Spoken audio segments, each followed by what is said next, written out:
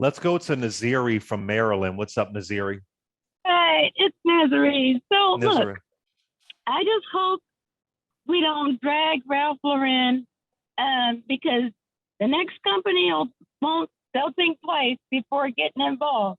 Now, I think we need to maybe the HBCU should have been a little bit more responsible about how this money is going to get if it's going to actually reach communities and said, hey, look, we got schools that need to be redone. We need neighborhoods that need to be revitalized. Let's make that part of the deal. Make a big publicity campaign about it. Get the people behind it. Blow it up really good, and we could get some really good results. But I Wait, don't well, think hold on one second. My memory's being jogged here. Just a side note. You've called before. Don't you have a book called Why Every Black Woman Should Marry a Jewish Man? Is that you? yes, that's me. Yes, All right. that's me, and it's still on Amazon. So if anyone's interested. That title, Naziri, Why Every Black Woman Should Marry a Jewish Man. That title just gets me every time. Let me go ahead. Finish your comment. But I just think, I mean, I agree with on both sides, but I just think it's a way. Whoever comes to that company needs to say, this is how we want the money to be distributed. We want these schools, we want this community, and make that part of the deal. And then I think you can get the public behind the products, and we can feel proud about supporting these businesses. And Naziri, I'm sorry. I know you're talking and you're saying some good stuff, but I just remind me briefly one more time why you said that every black, like, what's your thesis? Why every black, because I believe Amisha is a single woman. Maybe, so this could be, I don't know. What was your thesis of why every black woman should marry a Jewish man? Just give it to me brief. Well, we just have a lot of things in common, and it's more about the culture and the way the men are raised to be good husbands in general. I mean, of course, you're going to get outliers. And my book is just really about empowering women to expand. You don't think, their hold on, okay. But you don't think black men are raised to be good husbands? I'm sorry? Are you saying that you don't believe black men are raised to be good husbands? In some cases, but in the Jewish culture, it's more about the culture itself. We used to have what they have, like back in the 70s, and I draw that contrast in the book, the 70s and part of the 80s versus today. So more about the culture, more about the culture and what the expectations are. Okay, I got you. Amisha, are you going to take that advice? I'm not a woman. I'm not a black woman. So are you going to take this advice, Amisha?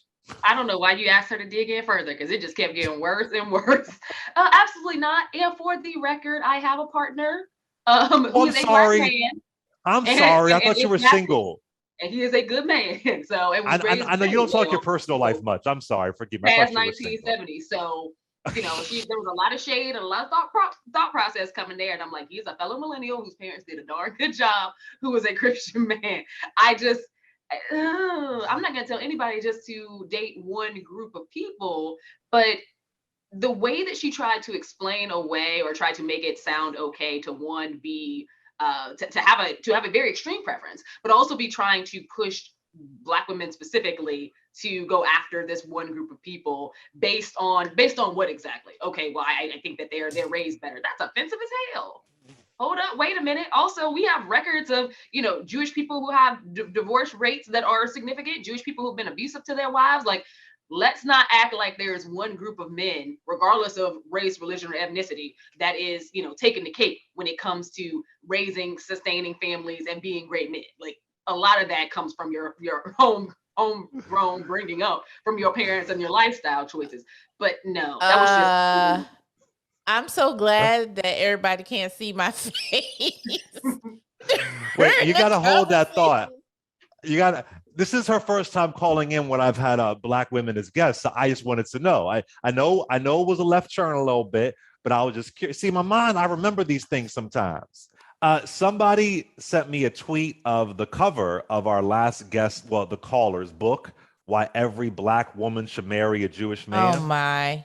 And the cover is exactly what you would think it would be. So I'm giving her book a lot of free promotion. Sister girl, don't be mad at me because I'm cracking some jokes. You're getting some promotion right now. This is free. Amisha, let's go to a call. Let's go to Ked from North Carolina. He wants to talk about our caller who has the book about Black women marrying Jewish men. What's up, Ked? Hey, what's going on, Clay, man? You my boy, man. I appreciate you. Hey, just real quick, man. First and foremost, I'm like your father, man. I'm just like your father. I totally agree. Exactly. I understand the law, Ralph Lauren, man, but it's 2022. We've always created the trends. Even when Timberland came out, nobody knew what it was. The rappers started wearing it and all that. So I don't understand why we can't do our own, man. I'm just gonna be honest with you. For the most part, I think it's a business move. Why couldn't he just give the money, kept everything up out of it in terms of him trying to, get revenue and stuff from it?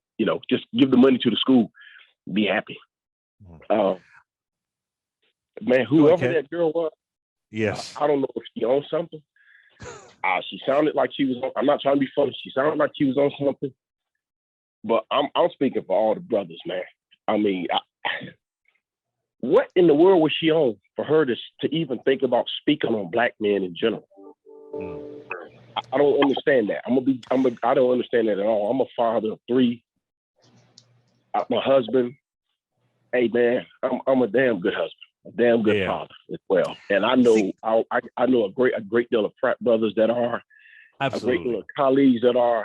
So who in the world? I get irritated of other people trying to speak on what we are based off what the media has presented over the years, based off what other people have narrated us and what they thought we should be or how they thought we were.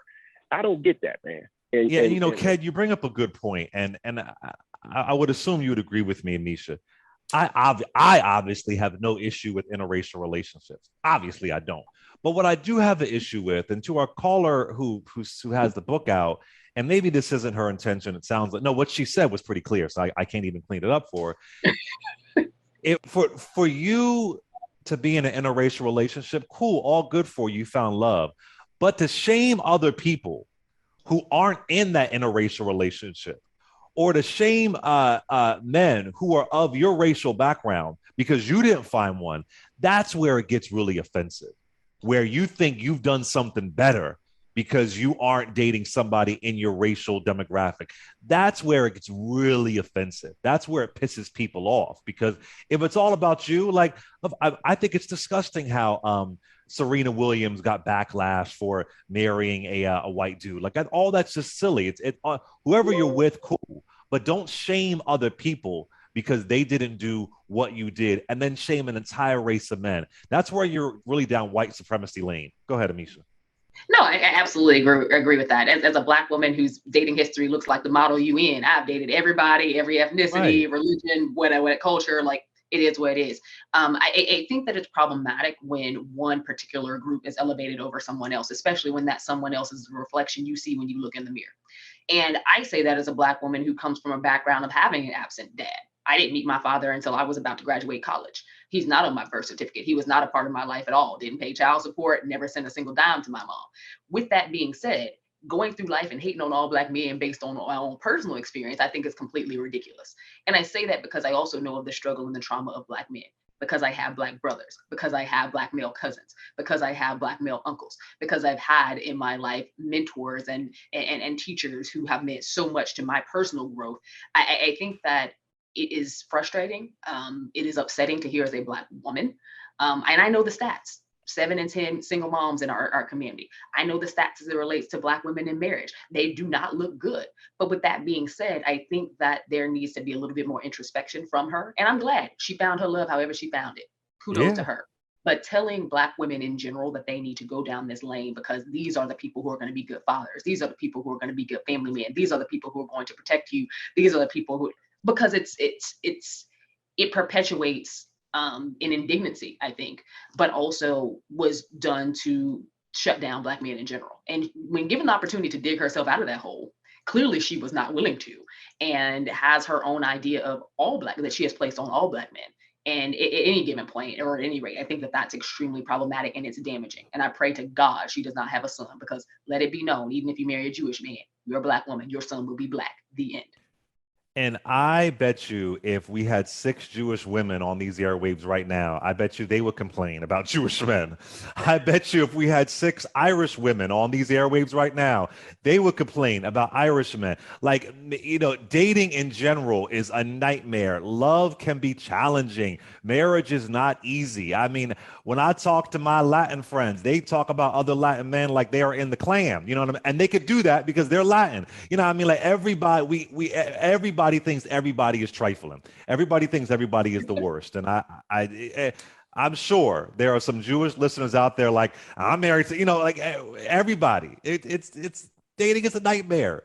That is one thing that cannot be racialized, is dating and relationships and love. It's a nightmare. Getting to know somebody you don't know, trying to be selfless, trying to still have your own identity. It's tough.